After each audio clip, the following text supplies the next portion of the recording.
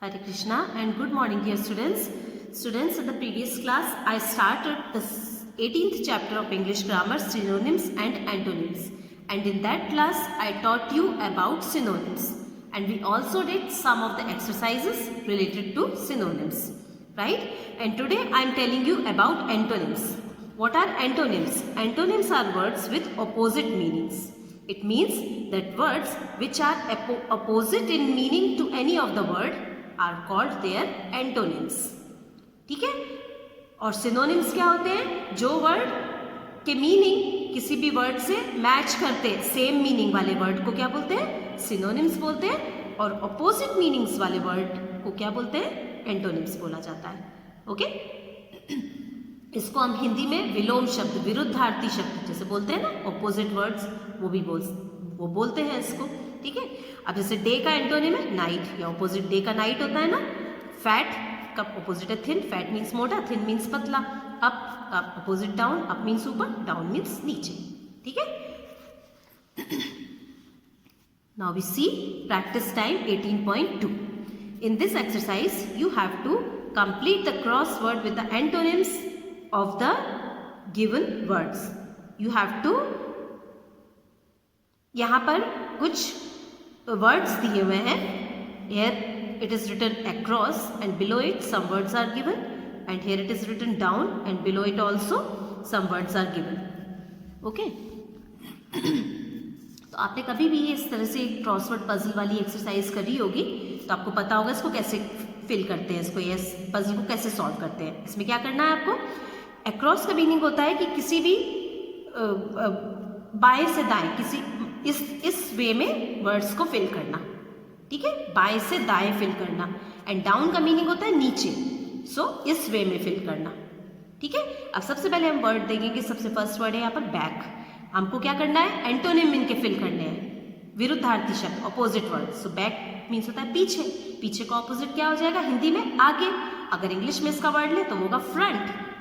अब हम देखेंगे यहाँ पर फर्स्ट नंबर कहाँ लिखा हुआ है? यहाँ पर लिखा है फर्स्ट नंबर, और यहाँ पर हिंट के लिए जो लेटर दिया है वो एफ, और यहाँ दिया एन. तो आपको सोचना पड़ेगा कि एफ से कौन सा वर्ड शुरू होगा जो कि बैक का अपोजिट हो सकता है. तो वो क्या है? फ्रंट.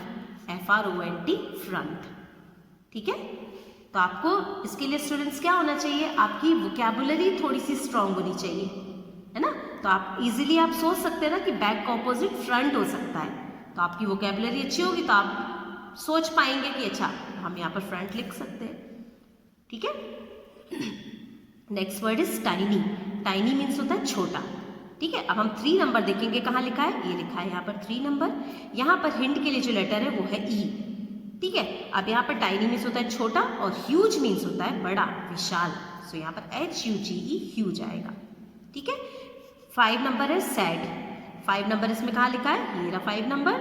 सैड मीन्स होता है दुखी, और सैड का ऑपोजिट हो जाएगा हैप्पी. यहाँ पर हिंट के लिए लेटर दिया है पी.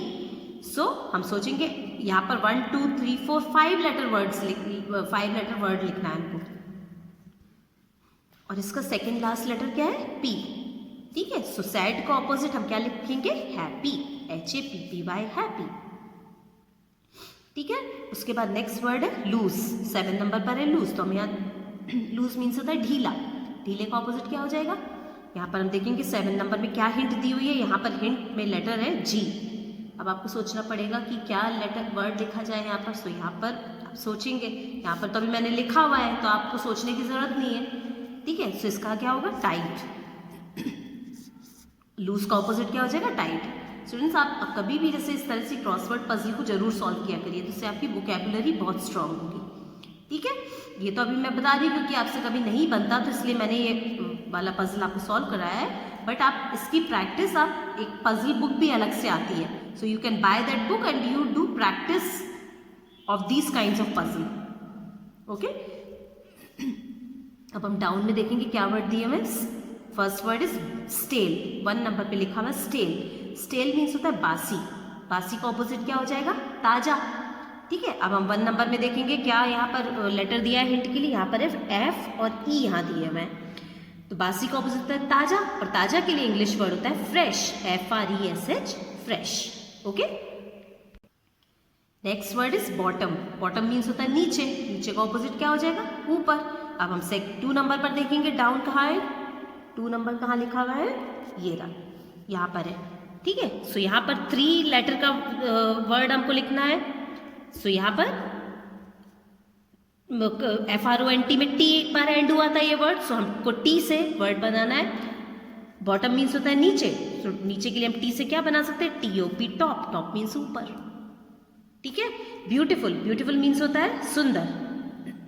सुंदर का अपोजिट क्या होता है, भद्दा, बदसूरत। अब हम 4 नंबर देखेंगे कहाँ लिखा हुआ है इसमें, यहाँ पर 4 नंबर है और इसमें यहाँ पर हम ह्यूज पढ़ चुके हैं। सो यू तो यहाँ पर लेटर आ ही चुका है, जी यहाँ पर ऑलरेडी दिया हुआ है, सो UGLY, अगली, ठीक है। इसके लिए हमको सोचना पड़ता है, यहाँ पे तो लिखा हुआ है, बट जब आपको ब्लैंक हो गया, कोई भी पजल्स हो, at that time you need to think, है ना, आपको सोचना पड़ेगा और उसके लिए आपकी वोकैबुलरी स्ट्रांग होनी चाहिए। तो इस तरह से जब भी आप पजल, जैसे मैंने अभी आपको बताया कि आपको पजल बुक लेके आइए, मार्केट में मिलती है, आपको बहुत इंटरेस्टिंग लगेगा उस पजल को सॉल्व करना और आपकी वोकैबुलरी भी स्ट्रांग होगी उससे, ठीक है।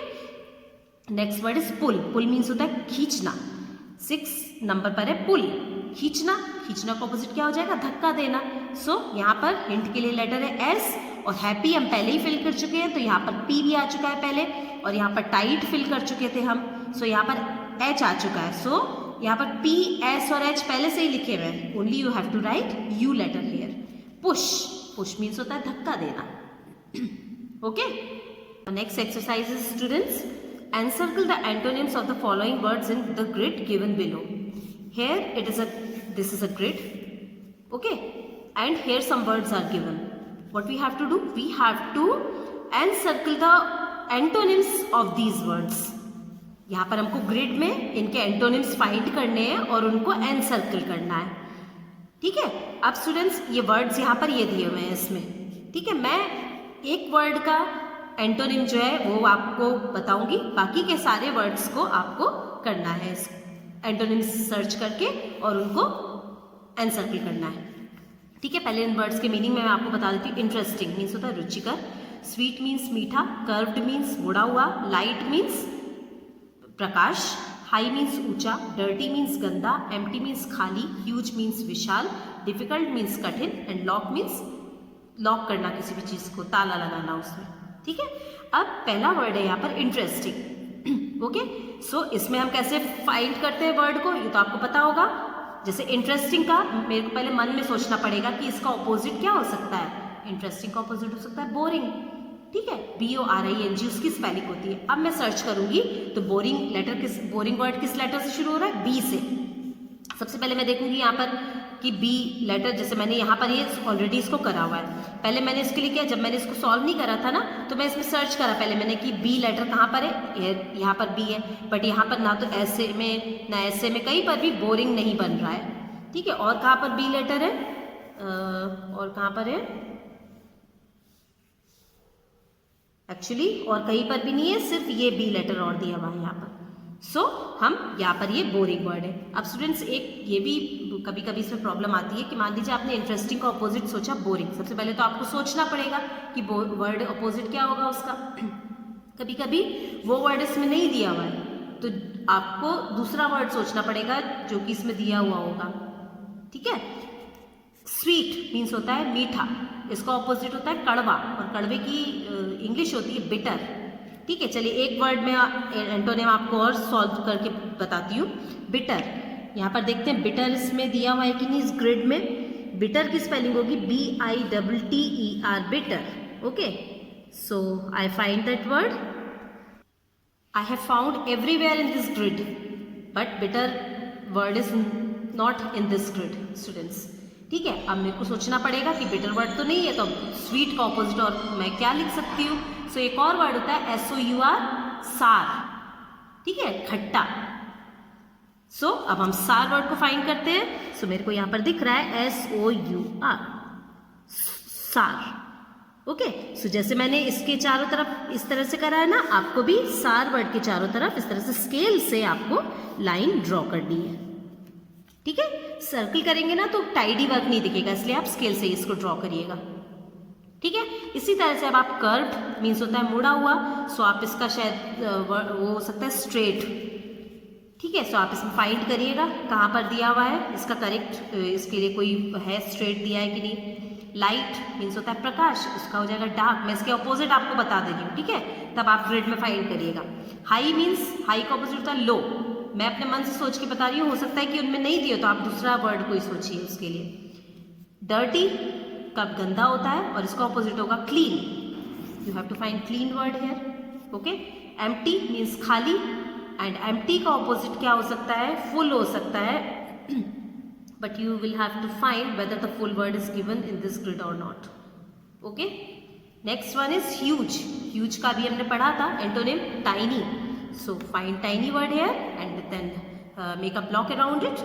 And then difficult means cutting, so its opposite is easy. Okay, and lock, open, opposite of lock is open. Okay, so I have told you all the antonyms of all these words. Only you have to find those words here and you have to make a block around them. Okay, make the block very cleanly. अच्छे से block को draw करिएगा, untidy work मत करिएगा।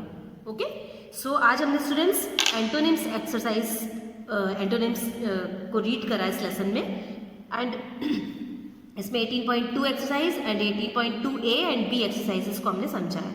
आपको ये दोनों exercises book में ही करनी है और वर्क करके मेरे को अपना वर्क टाइम से सबमिट करना है। Okay, so that's all for today. Thank you all of you and take care.